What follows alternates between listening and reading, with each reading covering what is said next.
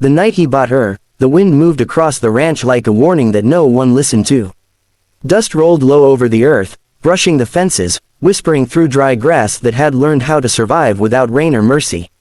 The sky was stretched wide and empty, the kind of sky that made a man feel small if he let himself feel at all. Most men didn't, especially not him. Ethan Cole stood alone near the corral, his boots planted deep in cracked soil, his shadow long and broken under the lantern light. He was known across 3 counties as the Lone Rancher, not because he liked the name, but because it fit too well. He had no wife, no children, no hired hands who stayed longer than a season. Just land, cattle, silence, and a past he never spoke about. That silence had weight. It clung to him the way dust clung to his clothes, the way old regrets clung to the bones when the nights grew cold. People said he chose solitude. The truth was more complicated. Solitude had chosen him back. He had not planned to be at the auction. The place was loud in a way that felt wrong, voices sharp, laughter careless, money exchanged without thought. Men leaned on rails, chewing tobacco, judging with their eyes before they judged with their wallets. Horses were paraded like objects. So were people. That was when he saw her. She did not cry. She did not plead. She did not bow her head like the others who had learned that submission bought survival. She stood straight. Her wrists were bound, but her spine was unbroken. Her dark hair fell loose over her shoulders, and her face, quiet, unreadable, held something that unsettled the room. Not beauty in the easy sense. Something harder. Something earned, like a blade that had been sharpened by years of resistance. Someone near Ethan muttered, "That one's trouble." Another laughed. "Chinese girl. Wild as they come. No man's been able to tame her." The word tame landed wrong in Ethan's chest. The auctioneer spoke fast, practiced, detached. He listed her like livestock.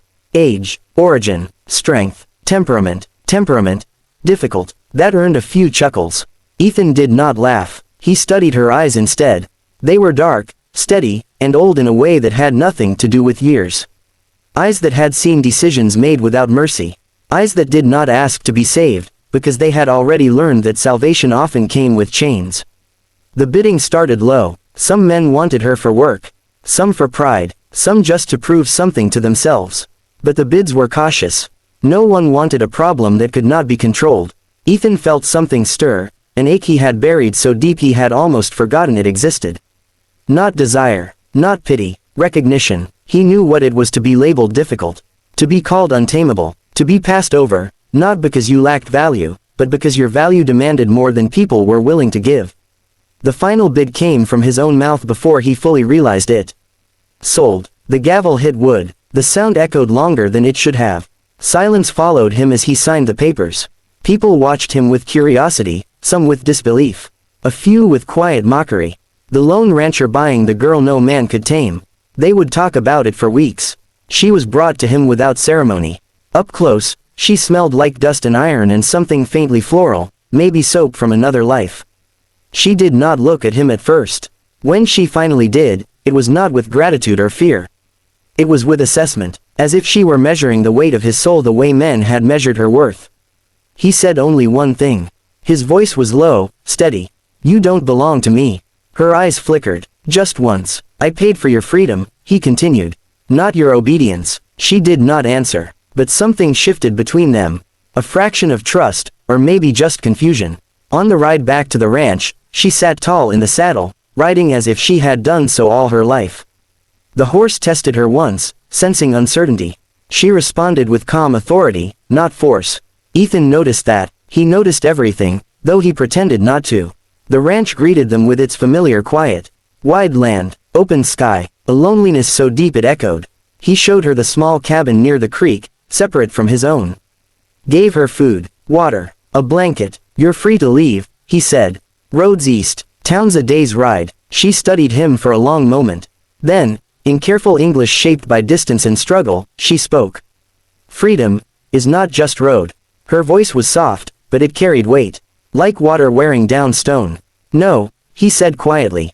"It's not." That night, sleep did not come easily to either of them. For Ethan, the silence was louder than usual. He lay awake, staring at the ceiling, haunted by questions he refused to ask himself. Why her? Why now? Why did her presence feel like a storm waiting to break? For her, the darkness brought memories she did not invite. Long journeys, lost names, hands that took more than they gave, promises that turned into cages. She lay still, listening to the unfamiliar sounds of the ranch, crickets, distant cattle, the low whistle of wind, and wondered what kind of man bought a person only to tell them they were free. Days passed. She stayed, not because she was trapped, but because something about the land felt honest. The work was hard, but clean. Fences needed mending, horses needed care, the rhythm of the ranch demanded effort, not submission. Ethan never raised his voice, never stood too close, never touched her without permission. He spoke when needed, stayed silent when words would have been an intrusion. Slowly, she began to speak more. Her name was Mei Lin. She had crossed oceans without choice, learned languages through pain, lost family to hunger and time and cruelty that wore many faces. Every man who claimed to own her before had tried to bend her will. Every man had failed. Ethan listened without interruption. When she finished, he said only, "You survived." "Yes," she replied, "but survival is not living." Those words lodged themselves in him. He watched her with the horses. She did not dominate them. She listened, felt their tension, matched their breath. Even the most restless stallion calmed under her presence. Men had tried to break those horses before. She did not break them. She met them. At night, they sometimes sat by the fire, not facing each other, but side by side, staring into the flames. Silence stretched between them, not empty, but full. The kind of silence that allowed truth to breathe. Ethan spoke of his wife once. Only once. She had died years ago. Illness. Too fast. Too unfair. He had buried his heart with her and built his life around not needing it anymore. Mei Lin did not offer comfort. She offered understanding. "In my village," she said softly, "we believe love does not die. It waits." He felt something crack then. Not break, just enough to let light through. But the world does not let peace last long. Word spread. Men came to the ranch under the guise of business. They asked questions that were not really questions. Offered money that was not really an offer. One man laughed and said, "You think you can tame her?" Ethan's answer was calm, dangerous. "She doesn't need taming." Threats followed. Rumors. A sense that something fragile was being watched by eyes that did not wish it well. Mei Lin sensed it before he said anything. "Trouble comes," she told him one evening. "It always does." He nodded. "I won't sell you." She met his gaze. "I know." That was when he realized the truth he had been circling for weeks. He had not bought her freedom. He had found his own. And loving her would cost him everything. The wind rose that night, stronger than before, carrying with it the promise of change. Of loss, of fire and choice and consequence. Mei Lin stood at the fence, hair lifted by the air, eyes fixed on the horizon. Ethan watched her from a distance, knowing that the hardest battles were not fought with fists or guns, but with the courage to open a heart that had learned to survive without hope. The night he bought her, the wind moved across the ranch like a warning that no one listened to. Dust rolled low over the earth, brushing the fences, whispering through dry grass that had learned how to survive without rain or mercy. The sky was stretched wide and empty, the kind of sky that made a man feel small if he let himself feel it all. Most men didn't, especially not him. Ethan Cole stood alone near the corral, his boots planted deep in cracked soil, his shadow long and broken under the lantern light.